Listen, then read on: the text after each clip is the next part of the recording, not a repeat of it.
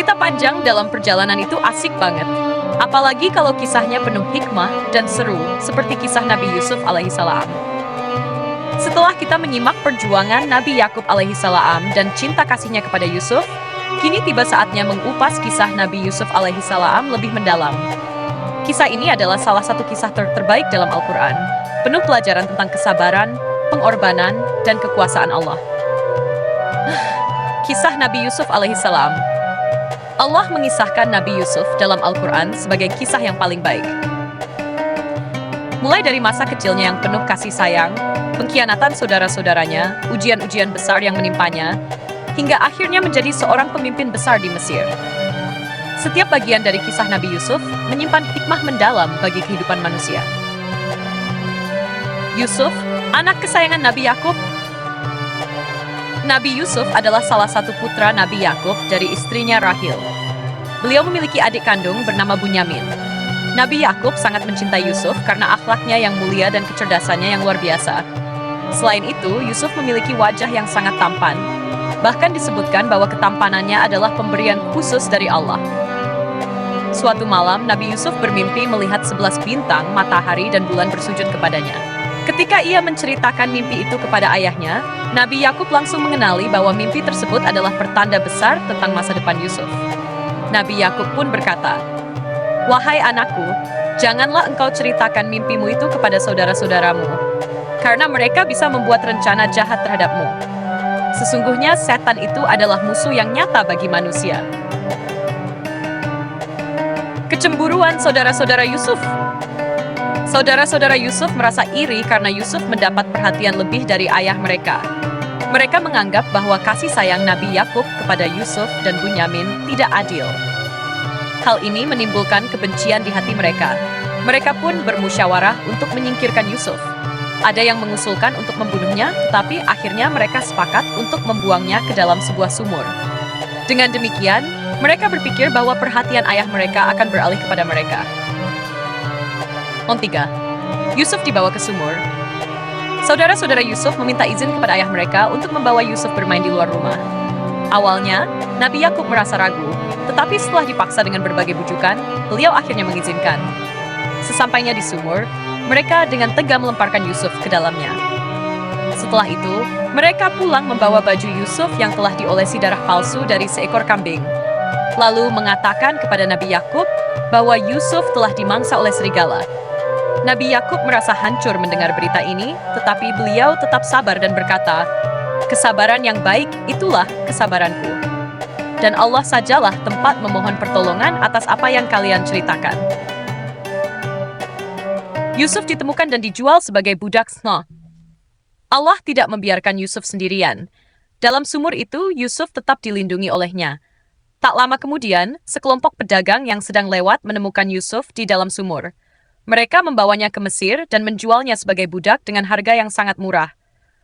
Yusuf akhirnya dibeli oleh seorang pejabat tinggi Mesir, yaitu Al-Aziz.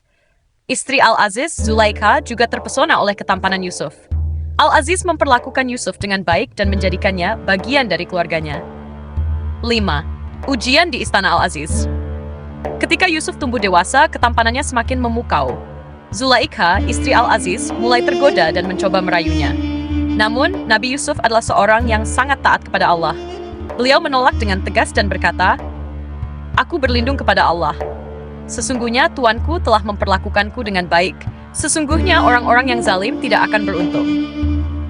Zulaikha tidak terima ditolak. Ia memfitnah Yusuf dengan mengatakan bahwa Yusuf mencoba memperkosanya. Karena tekanan, Yusuf akhirnya dipenjara meskipun tidak bersalah. 6. Yusuf dipenjara, dakwah dan kebijaksanaan. Di dalam penjara, Yusuf tetap menjadi pribadi yang taat dan bijaksana. Beliau menggunakan kesempatan ini untuk berdakwah kepada para narapidana, mengajarkan tentang tauhid dan keesaan Allah. 2 orang tahanan mendatangi Yusuf dan meminta tafsir mimpi mereka. Yusuf dengan izin Allah menafsirkan bahwa seorang dari mereka akan dibebaskan dan menjadi pelayan raja, sementara yang lain akan dihukum mati.